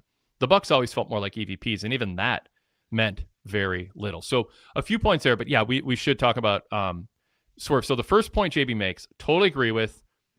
He is actually acting like heel. It's highly critical of him, basically cutting a babyface promo after turning heel at ringside. He's corrected course. He is, he's being more boring without being channel turning. And it looks like he has made it his goal to make sure that Kenny is cheered. I like this. It's working. It works. Prince Nana is not as jovial. So yeah, I'm with JB on this. What do you think? Love it. Love that he came out as Candyman at Revolution, by the way. Like that was so cool. Yep. And to have this non-superhero, it's not Black Panther, he's not Green Lantern, he's Candyman. He's a stalker. He's someone who is telling stories of his people, right? He's a person with weight. I mean, the chains, all of that are evoking a lot in Swerve's character. So the idea of him not being as cool, yeah, I see it. He's more menacing, more threatening. Prince Nana was more demanding of the people as their subjects. It's cool. All right. Swerve and Kenny in 2 high profile matches on Dynamite. I think Tony is putting more into the TV product. Like there's sometimes not much on a post pay-per-view show, kind of a exhale. We didn't get Tony Storm and Shafir, so that it took away from it. But the lineup looked like they were, putting something a little bit more onto the show than usual, both in terms of, Will Ospreay's first match back. I mean, obviously, Yuta and Moxley against Austin, Ace and Robinson isn't a huge match. But Darby and Gabe Kidd giving that match away. I mean, I think they put enough on this show to make it seem like it wasn't just, okay, we're just taking a breather. And, part of it was just driven by the star power in the ring and also in the vignettes. But yeah, I mean, I think they should. I think Tony Khan, I mean, you want to keep viewers and you got to keep your eye on the next TV deal. And there's only so many matches you can say for pay-per-view. They're already long enough. So yeah, I think JB's onto something.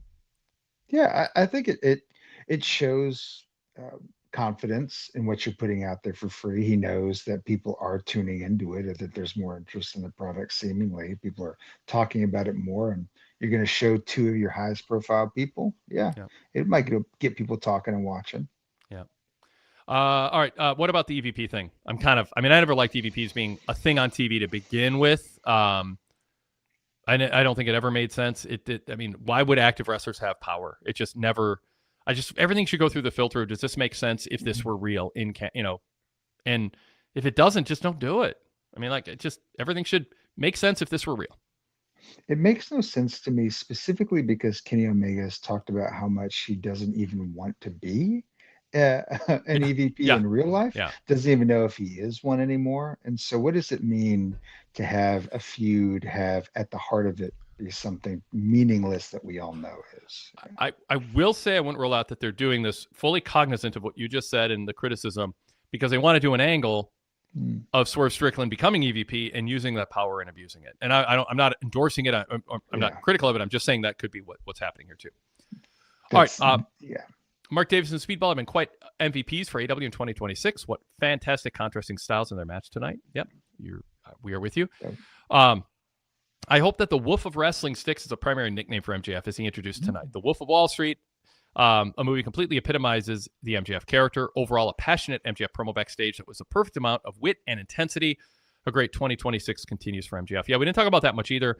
And yeah, I thought it was a good MJF promo. I grew up on the backstage in front of a brick wall promos that were recorded after big house shows that would then air on TV when the wrestlers were all worked up, the adrenaline's flowing, sweating, bleeding.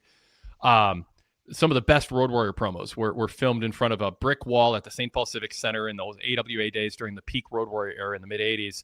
And Ken Resnick holding the mic, and Hawk and Adam were just amped up from their match. And it was just, and I mean, all kinds of great promos of sweaty, like just adrenaline flowing guys. So I like that format. I think they should do it more. I think it's a good way to give guys a week off after a brutal pay-per-view too, but they can still add original, meaningful content. So, and yeah, I thought MJF did a good job here. What stood out to you, Chris? The dripping blood every time he moved his head. There's sort of a layer of blood that was getting longer and longer every time he moved. I was transfixed by that. Like the white really did help that pop. They did something similar a couple weeks ago with Chris Statlander, and I like the idea of catching them at their brutal and they're still talking crap, that's MJF. Some things about Kenny Swerve. I'll just go back to it because it's in the chat here. Zach Barber says it makes sense for Swerve to demand Kenny risk something too. That's what I thought. I wrote in my TV report. Hope you're all checking that out because I put commentary up. It can kind of lead to conversations on the show too if you want to get a peek into some of my thoughts on what's happening on the show as it's airing.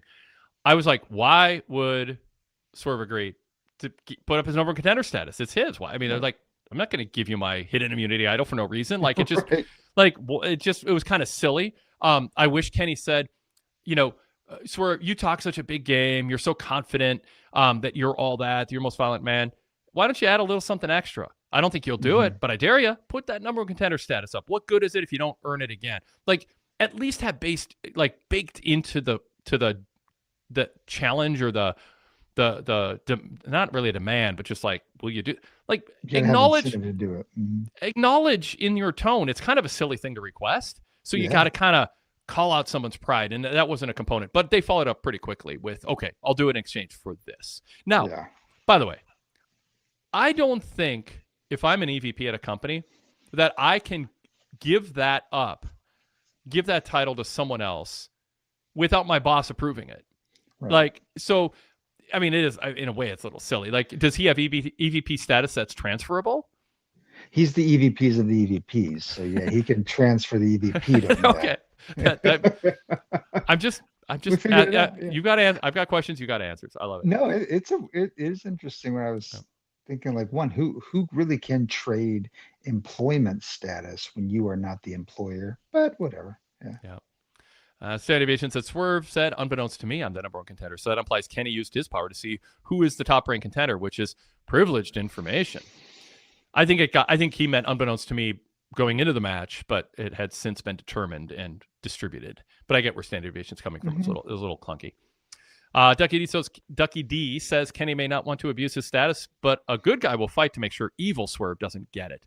This is solid stakes. I mean, solid enough. I won't say solid. It's clearly not solid logic-wise, but it's solid enough to add a step. Sure. You don't want to have a ton. You don't want to have to give creative grace as often as AEW demands it of us as viewers. Individually, you can justify it, but in totality, just try to make things make sense. Put a little extra layer of thought into it. But yeah, I'm Jeff really good in that promo. Just circling back to that. Okay, almost to the end of the email here. Not only was the acting of Renee Paquette, Luther, and Mina horribly transparent and fake for the incredibly brief backstage segment, but it was also cut off out of nowhere. Perhaps that was for the best. Also, why did Shivani tip off that Ronda Rousey was likely involved in the Toni Storm attack backstage during the Mina Marina match? I didn't think he did. I thought he didn't tip it off enough. Like, it's so obvious that it was probably her that he should be acknowledging. Well, we kind of, Yeah, he didn't play as sarcastic. He played as legitimately not sure. That's how I took it. Yeah. Yeah. JB says, I think Mina did a good job of winning the fans who were likely disappointed in the absence of Toni Storm, that she won them over in her match with Marina tonight. I know some strong Let's Go Mina chants throughout. That semi-suplex off the apron onto the table had Mina's head completely missing the table and hitting the floor directly. It looked nasty. Yeah. It's you're not exposing the business, but like you're saying the part out loud you're not supposed to say, which is, going through the table is better than not. It breaks your fall. Physics, hashtag physics. That's true. Could Don Callis getting his family in bed with MJF be the catalyst for Andrade turning face at some point in the not too distant future? I think I would like this direction as it would add more layers to the family, which we've been asking for quite some time. Yeah, we covered that earlier. I mean, you got to make it different than what they're doing to Takeshita. I love what AEW is currently doing with the main event of the men's tag division. That being said, I'd much prefer Copeland and Cage to face the Bucks in the number one contendership match first and have a triple threat, then have a triple threat match. I'm still not convinced FTR Copeland Cage is set in stone for Dynasty. I don't want a triple threat. I want them to pair off. I mean, just let these guys have great 2-on-2 matches and just do it round robin of that. Chris, I'm the same. I'm not a big fan of triple threat tag matches. Just not. I like to see the sequencing between four people. So that would be my preferred way, would be pairings. Yeah. Christian is so good at walking the line of being a confident face, but not to the point so much of that. So arrogant. I'm sorry. I'm going to do justice. I bungled this. Christian is so good at walking the line of being a confident face, but not to the point of so much arrogance that he gets booed. Quite the opposite. The fans actually love him for it. Yep. I mean, you know why I'm afraid of this? More money for me. Like, That's right. yeah. I mean, it's just, we said Christian's so good as a heel. We're against him just becoming, Robin to Cope's Batman, or turning and having it not be believable because he's been so believable as a heel. And he's kept the core soul of the Christian heel character while merging it with loyalty and some opportunism to team with Copeland again. Yeah. You can be materialistic and still choose to do the right thing every now and then. Yeah. Standard Deviation says TLC triple threat at All In. I mean, I wouldn't be shocked if it lands there. Yeah. All right. Chris, anything else you want to bring up before we sign off? No, we covered a lot tonight. There was a lot. Yeah, there's a lot on the show. A lot is kind of equal. Sometimes, there's shows where it's like there's 3 big things, 2 big things. But here is just a lot of stuff. But I thought it was a good follow-up to the pay-per-view overall. I was cool with it. Yeah, I'm glad to see the Mystico-inspired masks not be a pay-per-view one-off. I'm kind of here for those things, so I was glad to see that on Speedball's face tonight. Yep. All right, cool. Thank you, everybody. Remember, please like this show if you're watching it this deep in. Hit that like. Subscribe if you haven't yet. And that makes a difference too. Just you're like, why do I subscribe? I don't really pay attention to what I subscribe to. That adds to the algorithm. If you like what we do, appreciate what we do, want us to grow, that's the way to do it. And then we'll put some shorts up. We put up 2 or 3 at a time over the course of right after the show, the next afternoon, the next night. We kind of spread them out. Takes a little bit of time to do them. And so if you go find them and like all of them that we've done, watch them. It's kind of fun, especially if you missed the full show. But when they first go up, set that alarm and jump in. Hit like, hit comment. It's just 5, 6, 7 of you is like enough to have the algorithm go, oh, people like this. Let's now send it to an extra 500 people. Those 500 people, some people like that, boom, all of a sudden we get momentum. And there's 20,000 people looking at the shorts instead of 1,000. So that's, you've got to play the algorithm game to get some of this stuff to work out. And it's not, my specialty is wrestling, not algorithms, but whatever. I want to make sure I didn't miss any super chat. We did, Zach. Who should be Kenny's opponent at All In? I can't see Omega if he's healthy, missing the biggest show of the year. See, this stuff I need to think about right after the show. I mean, is a rematch? There was talk of Kenny Ospreay, right? Or Kenny? Is there a chance Kenny MJF for any reason? There's a chance. Yeah. I mean, Ospreay. Ospreay. Yeah, I need to think this through, Zach. I rely. You got to send in your column and get me thinking about this. Sorry. It's too late. I'm too fatigued to do the lay of the land on everything that's in play. Derek Mitchell, king of the super chats, one up Zach. Every time someone says the most dangerous man in AEW, it's like playing the 24 drinking game in the aughts. How many times Jack Bauer said "damn it" on the show? That's so funny. He couldn't say like the other words because it was on Fox. I was like, "Damn it." We get it. Swerve is the TMDM and AEW, maybe a VP. Yes, I do. I think the most dangerous thing and all using that to kind of create a catchphrase or an image is good for Swerve coming out of the win over Brody King. Yeah. Okay, cool. More good chat. Sorry if we didn't get to yours. Thank you, everybody. Wade Keller postshow at gmail.com. Check out the flagship, our Blue Logo show. If you didn't, Rich Fan and I spent 2 hours, had a really good conversation on Ronda Rousey, AEW Revolution, Ricochet controversy. He's saying, just saying some things he shouldn't be saying that, well, for sure. I mean, undeniably, even in a heel act, it's very bad judgment. So we talked about that. Also, a lot of WrestleMania talk. That is our Blue Logo show. Search Wade Keller, subscribe, download, and listen. It is not a YouTube show. And while you're at it, of course, subscribe to the podcast version of our post show if you haven't yet. If you're on the podcast side of things and you're listening to us there, which is most of you, you should watch us live on YouTube sometimes if it fits your schedule. Join in the chat, give us a call, and it's kind of fun to be live. I know it doesn't work for everybody's schedule, obviously, to watch us live, but we invite you to do so. And then, of course, VIP membership. Dive into those back issues that I showed a little teaser for. You can read the PDF version of the newsletter each week with Greg Parks' exclusive columns, Sean Radican, Alan Forel's columns are on there, my exclusive content, pay-per-view roundtable reviews, and Newswire, and there's exclusive tidbits in there too. So check it out. A lot comes with VIP membership. Go check out details. pwtorch.com/govip. Chris, thank you so much. Always a blast talking wrestling with you. Thank you, Wade. You bet. Thanks, everybody. We'll talk to you next time, although we're going to look at the chat for kind parting words from our listeners who say nice things about us, and I put them on the screen. So we'll go to that section of the show now.